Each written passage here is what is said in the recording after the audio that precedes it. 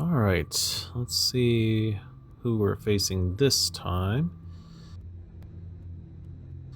And yes, I always want to go first with this deck. This cute little Grookey coin.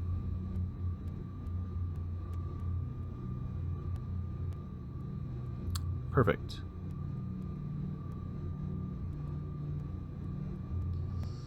Okay, and so we get a Ghost and a Baniri. Plus a Buddy Buddy Poffin, Hilda, Rare Candy. This is not bad. Okay, we're facing Ceruledge. Which could be bad, because Gale Thrust is not a knockout. And Ceruledge, as we know, with enough energy in the discard, can basically knock out anything. So we'll see if we can navigate this. Start with Buddy Buddy. Grab another one of each.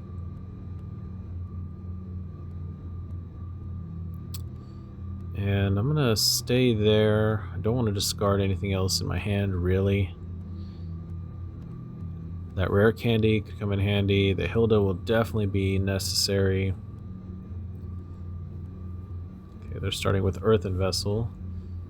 And they've got the Fighting in there, so they are running the new Ceruledge deck with the Lunar Cycle combo.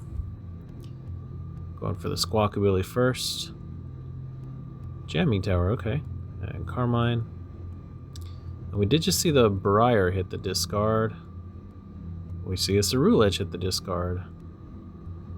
I wonder what else they've got in their hand if they're not worried about discarding that. Wow, they are having a great first turn.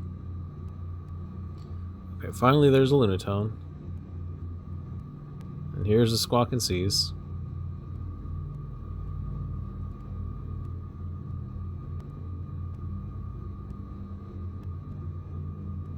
Okay, and we do get hit with the Will-O-Wisp. You don't see Charcadet attack too often. Oh, wow. And we actually just top decked the Lopunny. And we have the Jet Energy in hand. So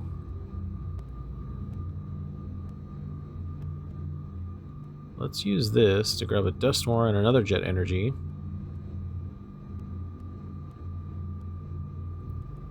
Rare Candy. We're going to do the one in the active.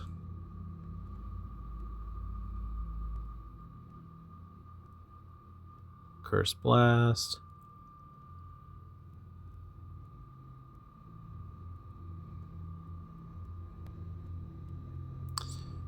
And I Curse Blasted the one in the active. I probably should have done the one on the bench.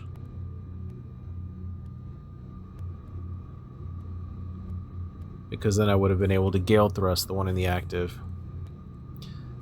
Oh, well that works out. They're just going to give me the Charcadet.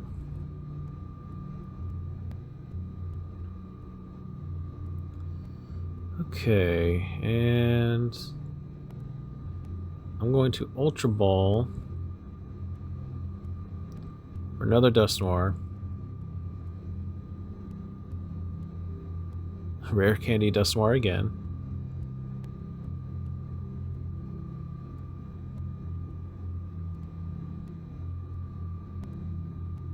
Knock out the Charcadet again.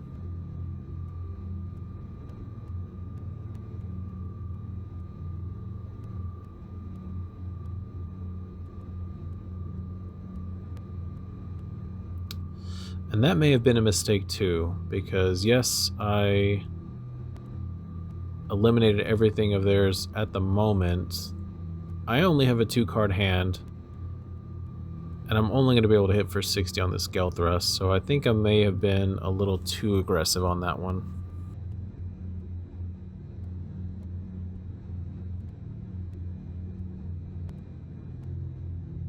Okay, so Squawk in the active, Fez and Lunatone on the bench. Okay, and their Carmine, gosh, that's a lot of energy is already in the discard. So the second they get a Ceruledge in play, they're going to be able to hit a lot. And at least I do have the second energy, so I'll be able to hit Spiky Hopper, which would be a KO on the Squawkabilly. And they motivate to attach an energy to the Charcadet. Another jet energy. Wow, okay.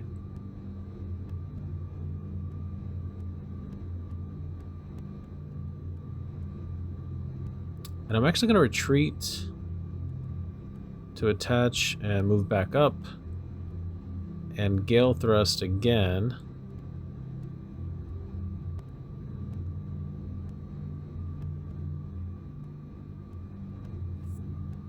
Now we just need one.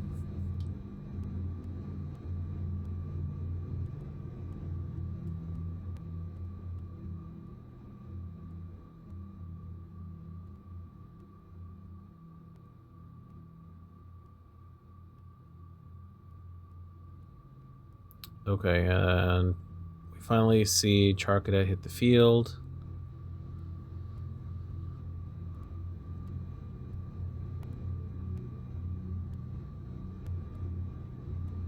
And they can Lunar Cycle.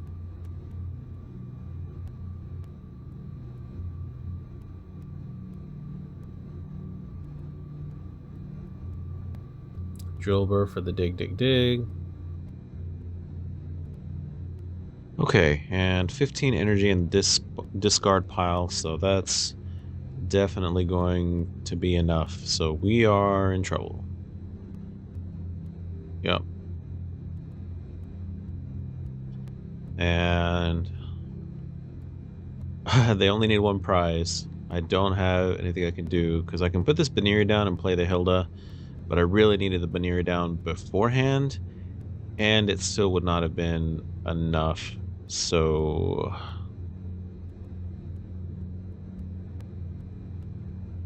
yeah, I messed up. Even Kangaskhan wouldn't survive it at this point. And all of my ghosts are, at least my Duskulls are down, either in the discard or prize. I don't know what my last prize is.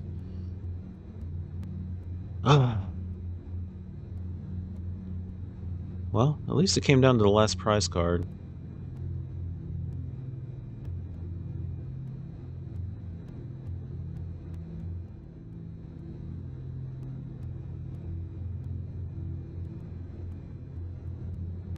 Don't even know what I can do at this point. Let's just Artisan and see what's in there. Oh no, there's the Duskull. That's right. Hilda can only grab the Evolve form. That's why I didn't show up. So I do still have some in the deck, but it doesn't matter. I needed them in play beforehand, and then I could have gotten the evolutions. But man, that's one thing Ceruledge is really good at, is just taking big single knockouts. But if you put single prizes in there that can hit back, Ceruledge cannot do damage to the active and the bench. So, a couple mistakes in there, but fair play to them. They did everything they needed to. Good game.